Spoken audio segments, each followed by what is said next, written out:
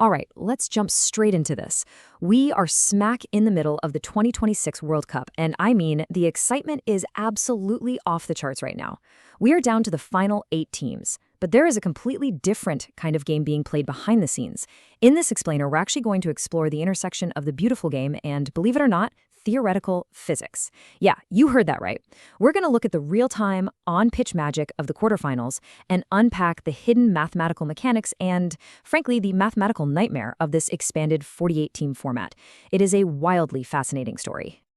Here is what we are covering today. 1. Welcome to the quarterfinals. 2. The 48-team bracket problem. 3. The 4-section solution. 4. The golden boot race. And 5. Injuries and final predictions. So, the absolute crucial question we need to ask today is this. How exactly did a 48-team World Cup manage to create 495 different paths to the final? Just think about the shocking upsets we've just witnessed. Norway eliminating a record-holding powerhouse like Brazil? That is huge, but we have to ask, was that just the unpredictable magic of the World Cup? Or is there an actual mathematical glitch in this expansion that fundamentally alters how teams advance? Well, let's take a look. Welcome to the quarterfinals. Okay, the stage is set, and the stakes literally couldn't be higher.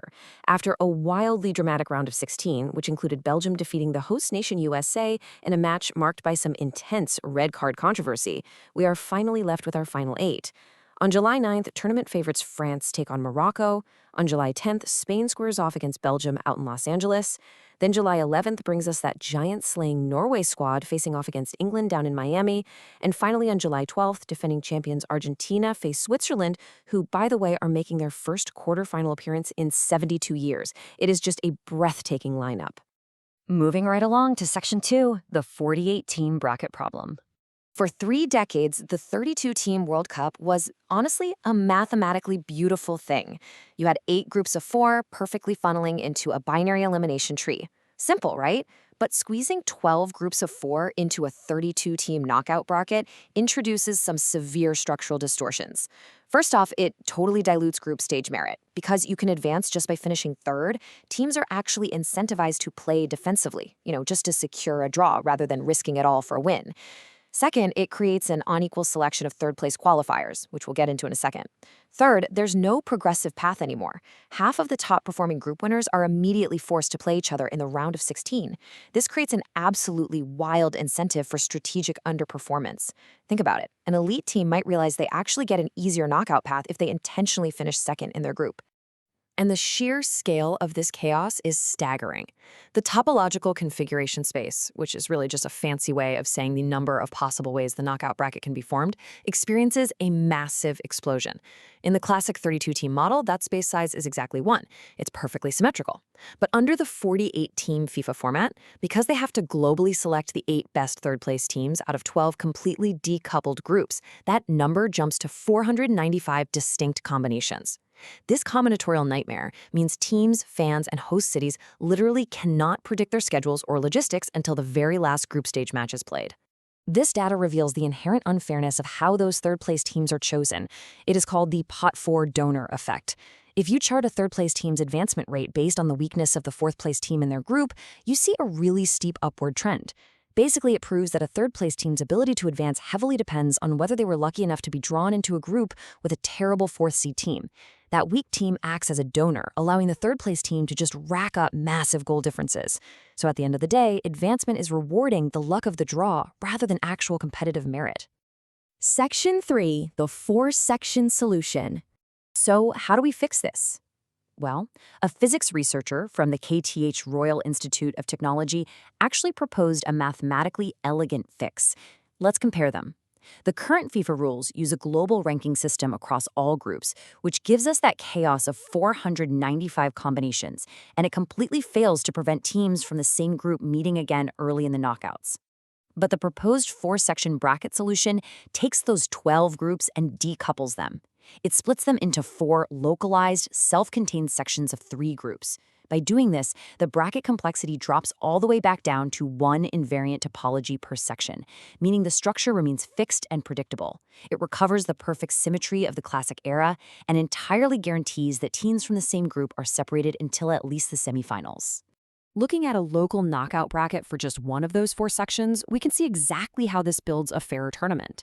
The really brilliant part here is that the top group winners, labeled X1 and Y1 in this model, remain in their home sections as protected anchors. They are mathematically guaranteed a favorable path, which actually rewards their group stage excellence. Meanwhile, the runners-up and third-place teams are systematically transferred to other sections. This restores the progressive winning path that the 48-team format destroyed. It is just a beautifully simple, symmetrical fix to a massive logistical headache. Section 4, the Golden Boot Race. Let's step away from theoretical physics for a second and look at the human element out there on the grass. The sheer statistics these players are generating right now are mind-blowing. Consider this incredibly tight race for the Golden Boot. At 39 years old, Lionel Messi is leading the pack with an astonishing 8 goals, breaking a previous 3-way tie after that stunning 3-2 comeback victory against Egypt. Hot on his heels, though, is Kylian Mbappe with 7 goals and 2 assists, and Norway's Erling Haaland also has 7 goals, 2 of which were precisely what sent Brazil packing. The individual brilliance driving this tournament is just staggering to watch. And finally, Section 5, injuries and final predictions. Of course, this grueling gauntlet takes a severe physical toll. As we head into the quarterfinals, the data translates into very real, very painful stakes for these squads. England's Jordan Henderson is out after a total freak arm break where he fell awkwardly over an advertising hoarding. Belgium's Amadou Onana suffered from a devastating non-contact ACL rupture against the USA. England is facing a defensive crisis, with Reece James really struggling in his hamstring recovery. And Spain, they are dealing with a double blow, with wingers Yeremy Pino and Nico Williams both sidelined with fresh setbacks. For these teams right now, managing the medical tent is literally just as vital as managing the tactics. So, who actually survives all of this to lift the trophy? For that, we turn to the Opta supercomputer predictions.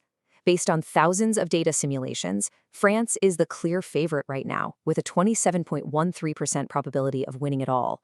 Spain follows in second at 22.07%, and England sits in third at 17.03%.